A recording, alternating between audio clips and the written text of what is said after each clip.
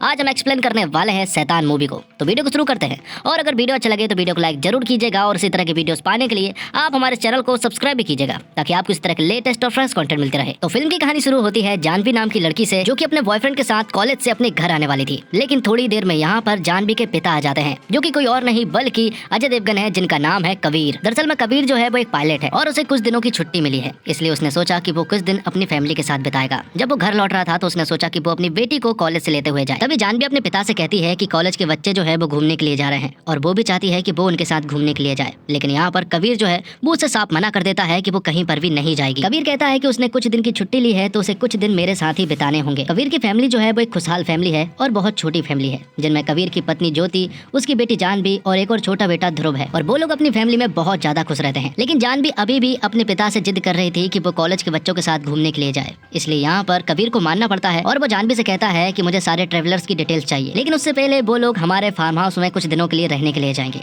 तो वो अगले ही दिन फार्म हाउस के लिए निकल पड़ते हैं। तो बीच रास्ते में वो एक रेस्टोरेंट में रुकते हैं, वहाँ पर कुछ खाना वगैरह ऑर्डर करते हैं, लेकिन जानवी वो नहीं खाती है क्योंकि वो काफी ऑयली था। तब यहाँ पर हम बनराज नाम के आदमी को देख पाते हैं, जो कि कबीर की थोड़ी हेल्प कर देता है, क्योंकि कबीर के पास छुट्टे पैसे नहीं थे। जिसके बाद बनराज जो है वो जानवी के पास आकर बैठ जाता है, और जो वो ऑयली खाना नहीं खा रही थी वो उसमें कुछ चीजें मिला देता है, और कहता है कि अब इसे खा लो। जिसके बाद जब जानवी खाना शुरू करती है तो वो पूरा का पूरा खाना खा जाती है। बनराज यहाँ पर जानवी को कुछ बिस्किट भी देता है, और कहता है कि इसे घर जाकर खा लेना, और किसी को भी मत देना। अब कबीर की पूरी फैमिली जो है वो फार्म हाउस पहुंच चुकी थी। वहाँ पर पहुंचने के बाद वो पूल में मस्ती करने लगते हैं और खूब इंजॉय करते हैं। लेकिन तभी यहाँ पर वो लोग देखते हैं कि उनके दरवाजे पर कोई है, और वो कोई और नहीं बल्कि बनराज ही होता है, जिससे वो लोग हाल ही में रेस्टोरेंट में मिले थे। यहाँ पर बनराज उनसे कहता है कि मेरे मोबाइल के सिग्नल चले गए हैं, और उसके मोबाइल की बैटरी भी डेड हो चुकी है, इसलिए मैं चाहता हूँ कि मैं आपके लैंडलाइन से कॉल कर लूँ अपनी बेटी के पास, कि वो मुझे यहाँ पर लेने के लिए आ जाए। तो अब क्योंकि वो एक मेहमान है और उसने रेस्टोरेंट में उनकी मदद भी की थी, इसलिए यहाँ पर कबीर भी उसकी मदद करने लगता है और उसे अपने घर पर बिठालता है। उसका मोबाइल चार्ज पर लगाया जाता है। लेकिन ये सारी चीजें देखकर ज्योति जो है वो कबीर के ऊपर भड़कती है। वो कहती है कि हमें किसी अनजान शख्स के ऊपर इतना भरोसा नहीं करना चाहिए, वो हमारे घर तक आ चुका है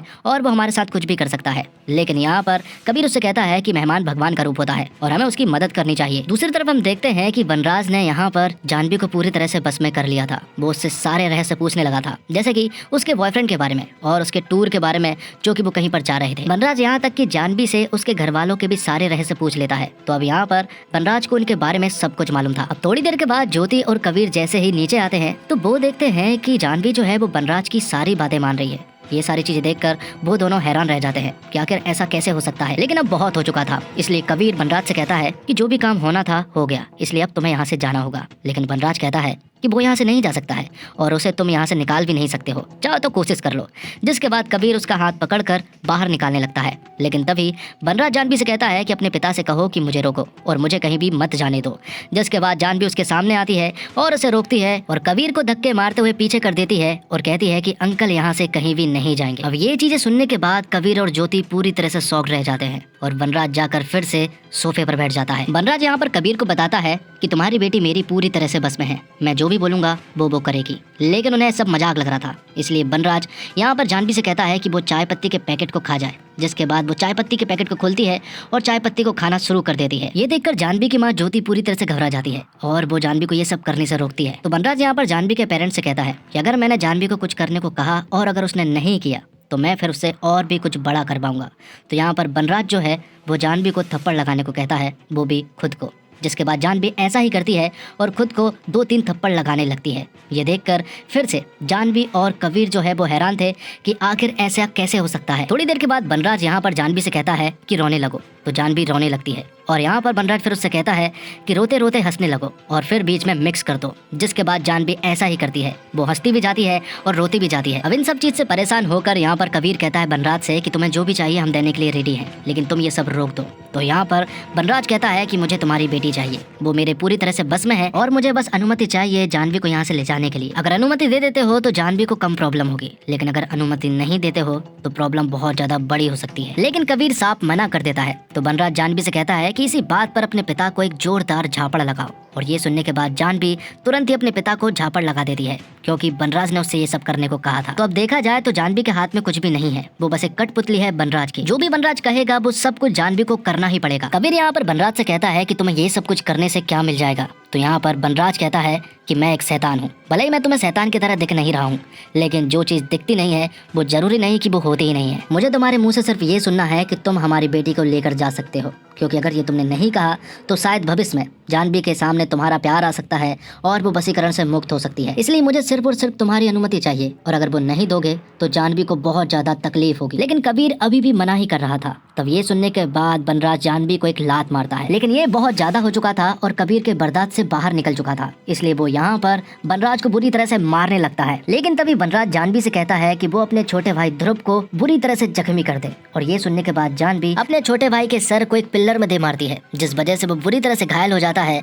और कबीर और ज्योति जो है वो ध्रुव का ख्याल रखने के लिए छत पर चले जाते हैं और उसकी पट्टी वगैरह करते हैं। अब कबीर ज्योति से कहता है कि हमें कुछ ना कुछ करना पड़ेगा, वरना ये आदमी हमारे पूरे परिवार को मार देगा। तभी कबीर को याद आता है कि उसके बैग में ऑफिस का एक मोबाइल रखा है, जिससे कि वो लोग कांटेक्ट कर सकते हैं, क्योंकि बनराज ने जानवी से कहलवा कर उनके सारे मोबाइल फोन और लैंडलाइन को तोड़वा दिया है। ज्योति और कबीर जैसे ही लॉबी में फिर से जाते हैं तो यहाँ पर अब बनराज पहले से गुस्से में था, क्योंकि यहाँ पर कबीर ने उसके ऊपर हाथ उठाया था। तो बनराज जानवी से कहता है कि अगर तुम्हारे माता पिता मेरे करीब आते हैं तो बिना रहम किए अपने माता पिता को चाकू से मार डालना। तब तक के लिए वो थोड़ा रेस्ट कर रहा है। इतना बोलने के बाद वो रेस्ट करने लगता है और यहाँ पर जानवी जो है वो एक पुतले के रूप में उसकी रक्षा करने लगती है। अब कबीर जैसे ही थोड़ा सा आगे बढ़ता है तो जानवी उसे मारने लगती है, इसलिए वो तुरंत ही पीछे हो जाता है। अब बनराज उठता है और वो कबीर से कहता है कि अब तुम लोग अनुमति नहीं दे रहे हो तो चलो थोड़ा बहुत एंटरटेनमेंट ही हो जाए। इसलिए वो सॉन्ग बजाता है और जानवी को नाचने को कहता है। बहुत देर तक जानवी नाचती है, वो थक जाती है, इसके बावजूद वो नाच रही थी क्योंकि वो वशीकरण में थी। बनराज यहाँ पर जानवी को तकलीफ दे रहा था और वो बस यही चाह रहा था कि उसके माता पिता अनुमति दे दे जानवी को यहाँ से ले जाने के लिए, लेकिन वो अनुमति नहीं दे रहे थे।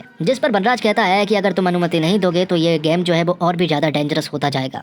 तो वो कहते हैं कि मैं तुम्हें 5 मिनट देता हूँ कि तुम अपने छोटे बेटे ध्रुव को कहीं पर छिपा लो। 5 मिनट के बाद तुम्हारी बड़ी बेटी मतलब कि जानवी उसे ढूंढना शुरू करेगी और उसे मार डालेगी। ये सुनने के बाद तुरंत ही कबीर और ज्योति जो है वो ध्रुव को छुपाने लगते हैं, और जैसे ही 5 मिनट पूरे होते हैं तो यहाँ पर बनराज जानवी को कहता है कि वो ध्रुव को मार डाले। तो वो चाकू लेकर तुरंत ही छत पर पहुंचती है, लेकिन वहाँ पर ध्रुव मौजूद नहीं था, वहाँ कबीर था। और कबीर यहाँ पर जानवी को रोकने की काफी कोशिश करता है, लेकिन जानवी मानो बहुत ही ज्यादा ताकतवर थी और कबीर उसे नहीं संभाल पा रहा था। और यहाँ पर जानवी को भी मालूम चल गया था कि आखिर ध्रुव कहाँ पर छिपा हुआ है। वो दरअसल में छत पर एक कोने में छिपा हुआ था। वो ऊपर जाती है और ध्रुव को उठाकर छत से नीचे फेंक देती है, जिस वजह से ध्रुव जो है वो बुरी तरह से जख्मी हो जाता है और अब मरहम पट्टी से काम नहीं चलेगा, क्योंकि अब उसे हॉस्पिटल ले जाना होगा।